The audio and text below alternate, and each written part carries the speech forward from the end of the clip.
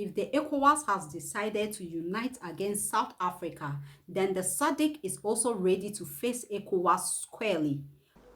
Shame on Ghana, shame on Nigeria, and shame on every African government that chooses political theater over honest leadership. It's deeply baffling that these two countries, which have in the past deported each other's citizens without hesitation, are now joining forces to lecture South Africa about immigration and human rights. Ghana and Nigeria are both members of the Economic Community of West African States. ECOWAS is a redundant regional club of dictators who spend all of their parliamentary sessions gossiping and slandering other regions and countries that are doing better and serving their citizens. Their presidents, Mahama and Tinubu, preach democracy while practicing the exact opposite. They have turned what should be a platform for regional cooperation into an opportunity to attack South Africa while ignoring the crisis within their own borders. They consistently spew venom and make reckless and irresponsible statements.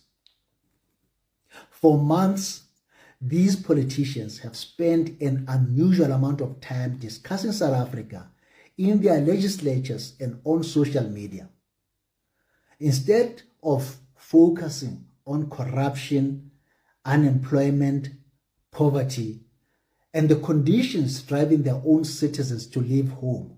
So this seems like regional bloc fights in Africa, right? A politician from Botswana has just called Ghana, Nigeria, and ECOWAS irresponsible for dragging South Africa's immigration crisis to the African Union. Now, let's listen to him carefully and react to what he said.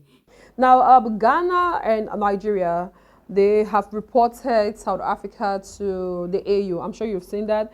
And then of recent, there was equally another summit where they were addressing the situation, and they said that that situation is what is considered to be xenophobic. So they were, canceling it, they were condemning it. Now, what do you make of this move from Ghana and Nigeria Ministry of Foreign Affairs? What's your own take?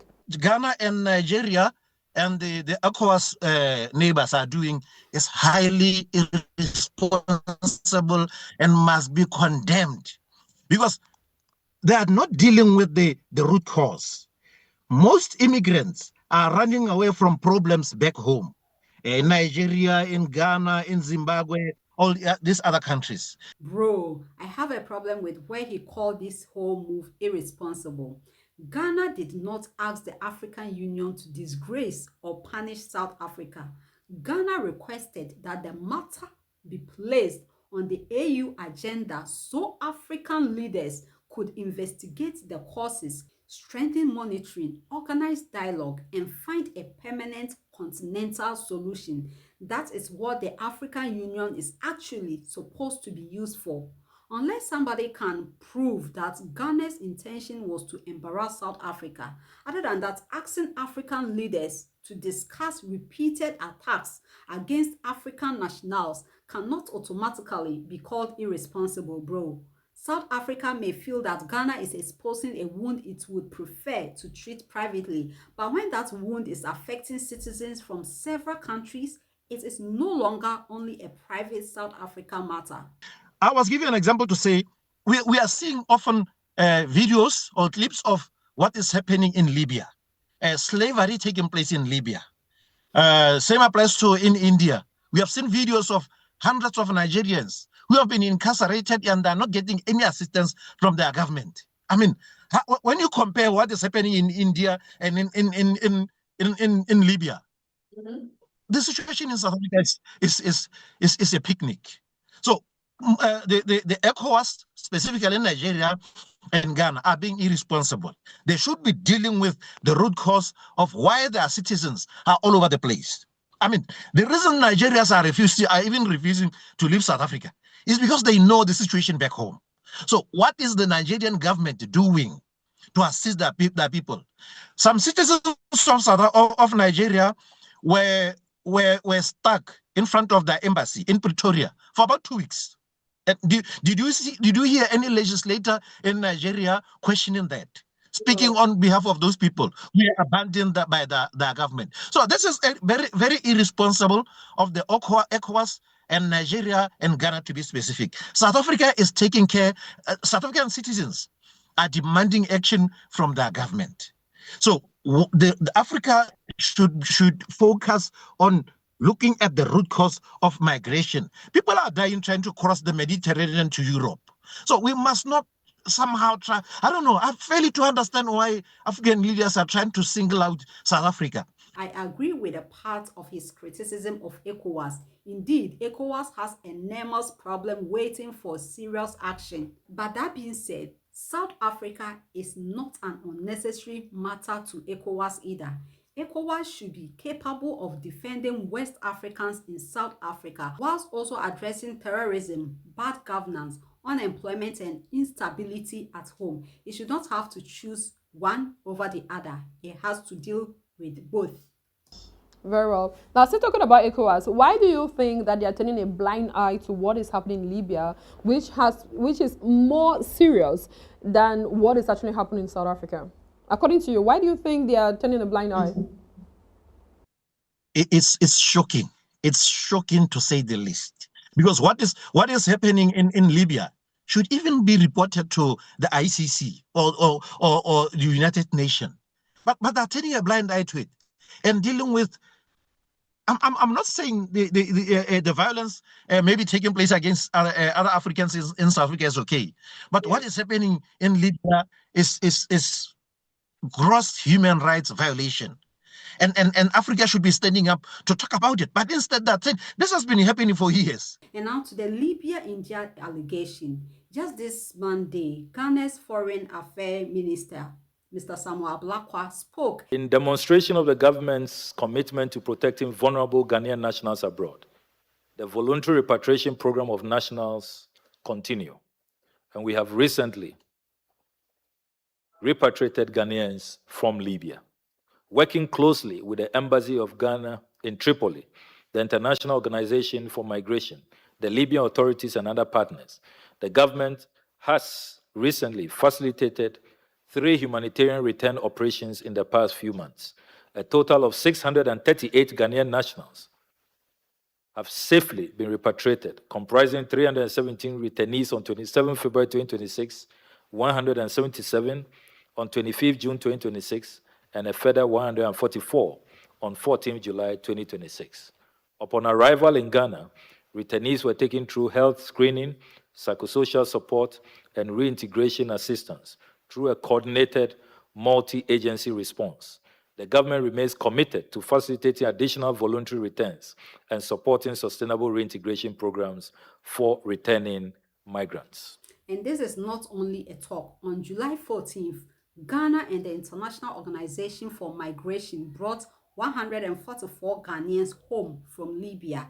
And an IOM report also says 1,597 have been brought home from Libya in 2024 alone. So it will not be fair to say Ghana has completely ignored what is happening in Libya. Ghana is doing something. But the question is bringing our people home enough?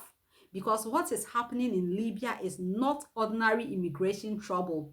We are talking about Africans being tortured, sexually abused, forced into labor, detained, and exploited. So after rescuing our people, what pressure are Ghana, Nigeria, and ECOWAS also putting on Libya itself as a country? Because if Ghana can insist that the South African issue must be discussed at the African Union, then Ghana should also support the same strong continental discussion on Libya, because Libya too is an African country. Libya must receive the same energy, urgency, and continental pressure we are placing on South Africa. So I understand where he's coming from. Okay. Now, I'm glad you mentioned Zimbabwe. Let's talk about the president imposing himself and extending his mandate. How do you feel about that? You know what?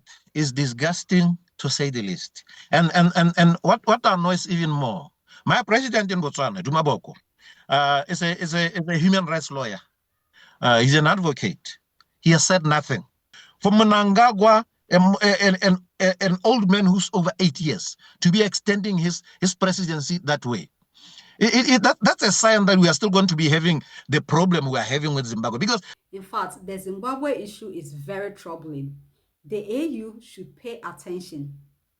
Because Zimbabwe is changing its constitution in a way that could keep President Mnangagwa in office beyond 2028. What is so troubling is that it could even postpone the next election and take the power of directly choosing the president away from ordinary Zimbabweans and place it in the hand of parliament. So I ask, where is the African Union at this point? Where is SADC? And this actually takes me back to the video I made exposing the AU. Please, if you haven't watched it, I entreat you to go back and then see it. It's AU expose. On paper, the new African Union looks much stronger than the old OAU. It has a Peace and Security Council, an African court, and several institutions that are supposed to protect democracy, human rights, and good governance. But when something like this is happening right before our eyes, everybody suddenly becomes quiet. Why are African leaders always afraid to speak when another leader is weakening democracy or finding ways to remain in power? Zimbabwe itself has already traveled down this road before. Remember, Robert Mugabe. Robert Mugabe stayed in power for 37 years before he was finally forced to resign in 2017. And Zimbabwe is not alone. In Uganda, presidential term limits were removed in 2005. President Museveni has now been in power since 1986. In Cameroon, term limits were removed in 2008. So when we see Zimbabwe changing its constitution again, postponing elections and taking the direct election of the president away from ordinary citizens, are these not urgent matters that must also be addressed at the AU? And this is not even against the AU's own rules. So the African Charter on Democracy says that changing a constitution in a way that interferes with democratic change can itself amount to an unconstitutional change of government. And our very own President Mahama himself recently called these things constitutional coup. Leaders hiding behind parliament, elections, and constitutional amendments to achieve what soldiers normally achieve with guns. So why is nobody calling an urgent AU discussion on Zimbabwe? Why are African leaders quick to suspend a military government after a coup, but almost completely silent when a civilian president slowly changes the rules and extends his own stay? My final position is this. Yes, he is right to point out that poor governance across Africa is driving people out of their countries and placing enormous pressure on neighboring states. I agree with him 100%. He's also correct that Libya, Zimbabwe, and other serious African crises deserve far more attention than they are receiving. But he's wrong to suggest that Ghana acted irresponsibly merely by requesting an African Union discussion. That one, I don't agree. Africa must be able to confront South Africa, Libya, Zimbabwe, and every other country without fear or political favor. Otherwise, we are not building African unity. We are only protecting government whilst ordinary Africans continue to suffer. Let me find out, what do you think? Was Ghana right to take the South African matter to the African Union, or do you agree that Ghana, Nigeria, and ECOWAS are applying selective pressure? My name is Mami Soma. Let me know your opinion in the comments, and kindly like and subscribe. I'll see you in my next video.